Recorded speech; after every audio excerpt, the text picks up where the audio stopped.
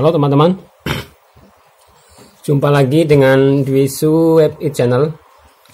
Masih bersama saya Dwi Sugiarto. Pada video kali ini saya akan berbagi informasi seputar perbedaan antara soda kue, baking powder, dan permipan. Kebetulan saya punya ketiga-tiganya. Ini baking powder, ini soda kue. Terus ini baking powder merek Hercules. Dan ini permipan.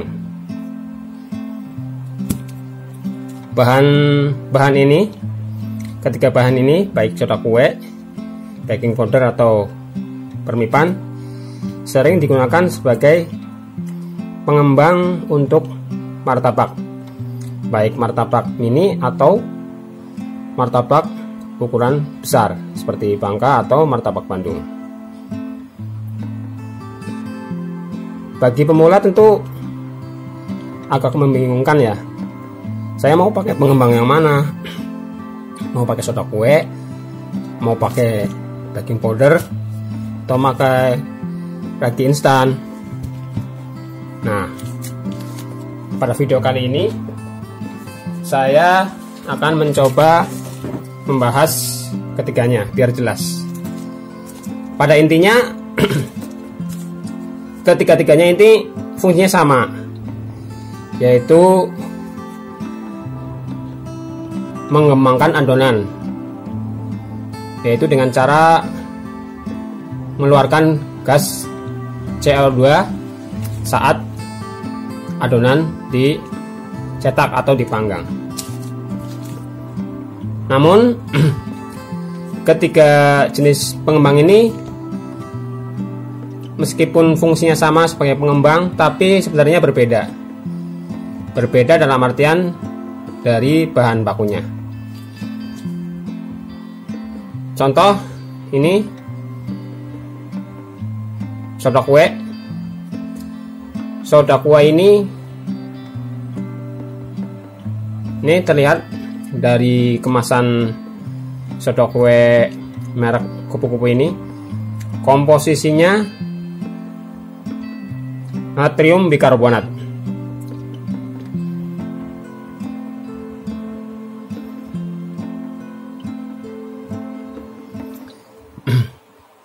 Jadi bahan baku dari soda kue ini adalah natrium bikarbonat. Ada yang juga yang menyebutnya sodium bikarbonat. Jadi soda kue ini mengandung sodium bikarbonat murni. Jadi tanpa tambahan bahan-bahan lain. Ciri khas dari soda kue ini akan bekerja dalam adonan jika terkena panas 70 derajat Celcius. Jadi jangan salah ya teman-teman. Jika resep teman-teman menggunakan soda kue, terus apinya kurang pas atau kurang panas, pasti hasilnya akan pantat. Kurang panas sedikit aja pasti pantat, harus pas. Saya sendiri terkadang mengalami sendiri. Kebetulan saya tiap hari jualan karena terburu-buru. Ada yang beli, terus kompor saya nyalakan dan pelanggan juga minta buru-buru. Akhirnya belum panas saya tuangkan, hasilnya pantat. Makanya teman-teman, buat yang pakai soda kue aja, api harus benar-benar pas. Selain apinya harus benar-benar pas, takarannya juga harus pas. Kita ambil patokan dari soda kue kupu-kupu ini. Di kemasan terjelas takarannya setengah sendok teh untuk 500 gram terigu. Jadi usahakan sesuai dengan takarannya, jangan dikurangi. dilebihkan juga jangan, karena jika kurang takarannya kurang mengembang, tapi jika berlebihan akan menimbulkan rasa getir. Itu ciri khas dari soda kue. Kemudian yang bahan pengembang yang kedua adalah baking powder. Baking powder ini pada dasarnya bahan bakunya hampir mirip dengan soda kue. Hanya saja pada baking powder selain sodium bikarbonat ditambahkan juga zat yang bersifat asam. Jadi kalau soda kue ini bersifat basa, kalau baking powder bersifat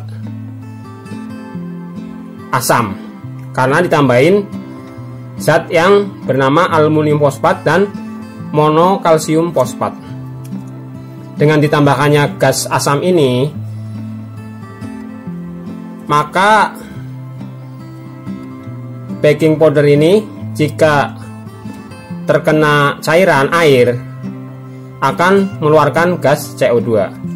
Jadi jangan heran ya teman-teman, jika pakai baking powder ketika ditaruh di air untuk dimasukkan ke adonan itu akan keluar gasnya seperti minuman bersoda. Itu ciri khas dari baking powder. Baking powder ini sendiri ada dua macam teman-teman, ada yang single action dan double action. Kalau single action, daya kerjanya hanya jika terkena cairan. Jadi jika baking powder ini sudah terkena air, maka dia langsung bekerja. Nah, itulah kenapa kalau menggunakan resep martabak tapi menggunakan baking powder yang biasa harus buru-buru dicetak. Sebab kalau kelamaan didiamkan, maka gas CO2-nya akan habis. Terus ada juga baking powder double action. Ini contohnya, ini saya pakai double action merek Hercules. Daya kerjanya ada dua macam dia. Selain bereaksi terkena air, juga bekerja dalam adonan. Artinya dalam dua tahap. Tahap pertama terkena air, dia mengembang. Tahap kedua terkena panas, ketika dicetak dia mengembang juga. Jadi makanya samakan baking powder double action. Salah satu contohnya merek Hercules. Merek lain ada juga Mero. Buat teman-teman, saya sarankan menggunakan baking powder merek Hercules. Jangan yang single action, karena single action tidak bisa lama-lama, meskipun bisa mengembang. Terus yang ketiga adalah pengembang ketiga adalah permipan. Permipan ini sebenarnya bagian dari ragi instan. Bukan, bagian dari ragi. Dia salah satu produk dari ragi. Jadi ragi ini ada macam-macam. Ada yang ragi instan, ada yang ragi probiotik. Nah, ini termasuk ragi instan. Kelebihan dari ragi instan ini bisa langsung dimasukkan ke dalam adonan saat diadon. Makanya kan dalam resep martabak ada yang menggunakan permipan. Dia biasanya dimasukkan ke adonan, dimasukkan bercampur dengan terigu, gula pasir. Dengan ini langsung diadon, kasih air. Terus ditunggu sampai sejam, baru dicetak. Ragi ini merupakan golongan jamur teman-teman. Jadi mau hidup lah, sebangsa jamur atau cendawan lah, bersel tunggal. Beda dengan baking powder dan soda kue.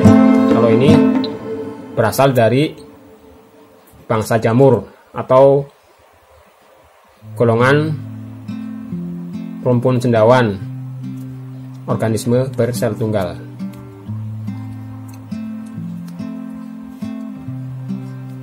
Dalam prakteknya gimana teman-teman? Apakah menggunakan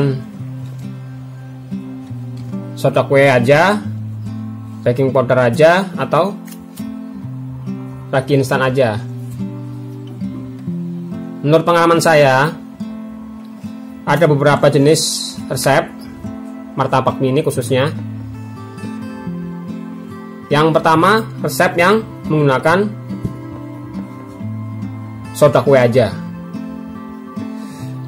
Kemudian ada juga resep yang menggunakan soda kue dan baking powder. Kemudian ada juga yang menggunakan resep permipan plus baking powder. Kemudian ada juga yang menggunakan soda kue plus ragi instan. Semuanya bisa menghasilkan martabak yang bagus. Jadi terserah teman-teman mau pilih yang mana, mau pakai soda kue doang atau mau pakai soda kue campur baking powder atau soda kue campur ragi instan atau ragi instan campur baking powder, terserah teman-teman.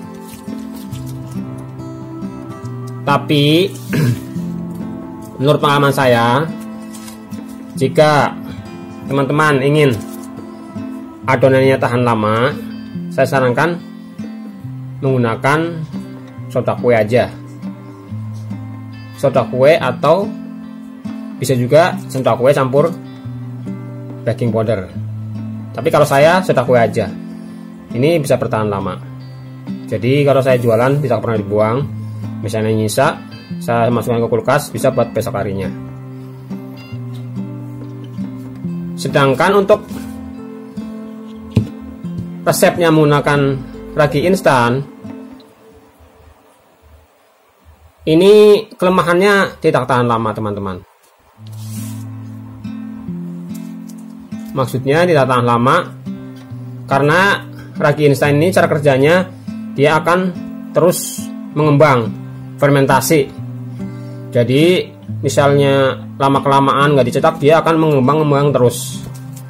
Nah, untuk menyiasati biar adonan pakai permipan bisa tahan lama, biasanya dengan mengurangi takaran dari permipan ini. Jadi biasanya kombinasi antara soda kue dan ragi instan. Ragi instannya permipan soda kuenya takaran biasa. Yang disarankan misalnya ini setengah kilo, setengah sendok teh. Lah, tinggal ditambahin ini. Ini kalau ukuran setengah kilo terigu ditambahin setengah sendok teh permipan, dia 3 jam aja udah melar, udah masam. Jadi tinggal dikurangi, bisa seperempatnya, bisa kurang dari itu. Dia ntar akan lebih lama daya tahannya. Misalnya takaran 1 kilo terigu, soda kuenya 1 sendok teh, ininya cukup setengah sendok teh, bisa juga kurang. Nanti dia akan mengembangnya karena pelan-pelan, sedikit demi sedikit, jadi akan lebih tahan lama. Tapi tetap aja, misalnya teman-teman pakai kombinasi antara soda kue dan permipan, jika adonannya tidak habis, tidak bisa disimpan. Jadi menurut pengalaman saya, adonannya dibuang. Beda sama yang menggunakan soda kue aja, dia asal adonannya belum rusak, bisa dimasukkan kulkas buat keesokan harinya.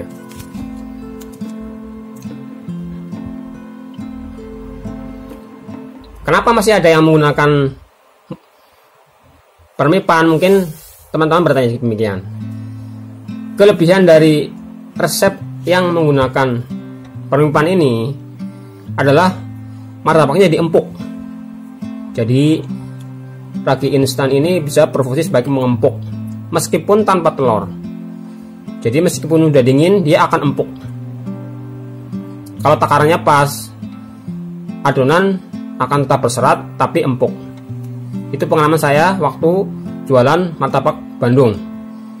Jadi saya ngadon adonan 4 kilo terigu, permipannya hanya setengah sendok tean. Itu bisa bertahan dari jam 2 saya ngadon sampai jam 10 malam.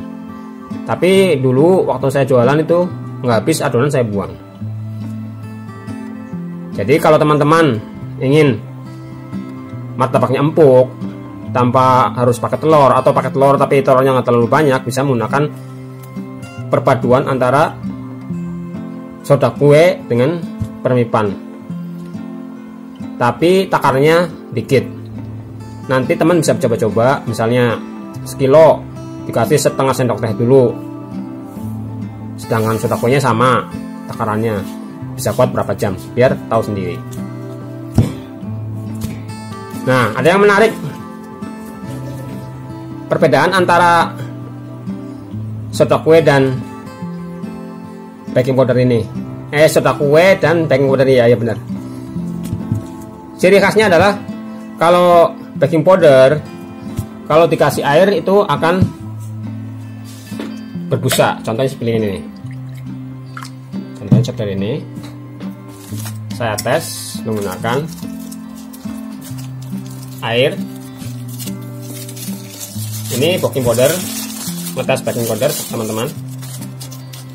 Misalnya saya kasih setengah sendok teh ini, kita lihat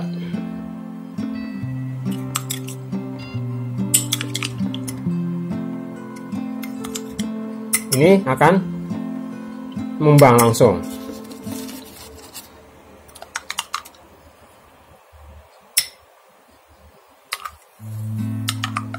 Ini teman-teman, langsung mengembang. Sedangkan kalau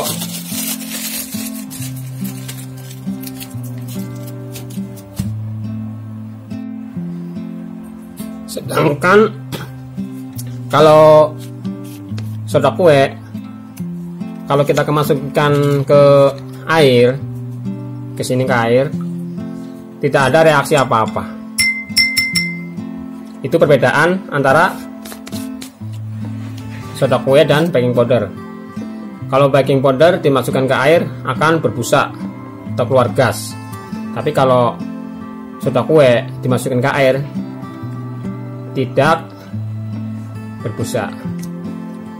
Nah, kalau nguji baking powder apakah masih bagus atau tidak, bisa menggunakan air. Kalau dimasukkan ke air berbusa, berarti daya kerjanya masih bagus. Tapi kalau dimasukkan ke air udah nggak berbusa lagi, berarti biasanya baking powdernya udah masuk angin atau udah kelamaan. Nah, terus bagaimana mengecek soda kue? Cara mengecek soda kue adalah dengan memberi zat yang bersifat asam. Contohnya saya punya ini cuka. Ini saya buang dulu sebentar.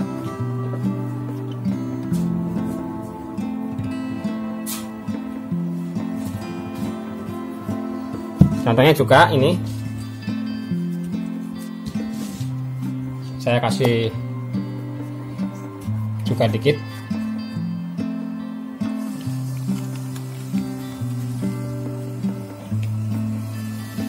Ini teman-teman,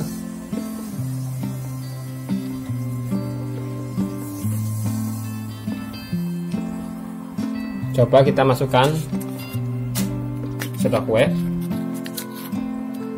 dikit, coba kita masukkan, tuh langsung berbuih, langsung berbusa. Jadi kesimpulannya, untuk mengecek soda kue masih bagus atau tidak, menggunakan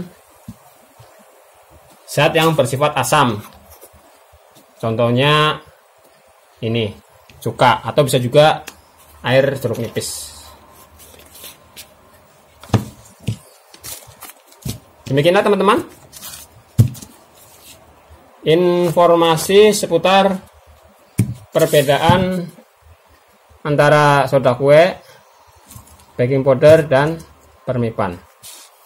Informasi ini hanya bersifat share ya teman-teman. Jadi jika ada yang berbeda itu hanya pengalaman saja. Terima kasih sudah berkunjung ke channel ini.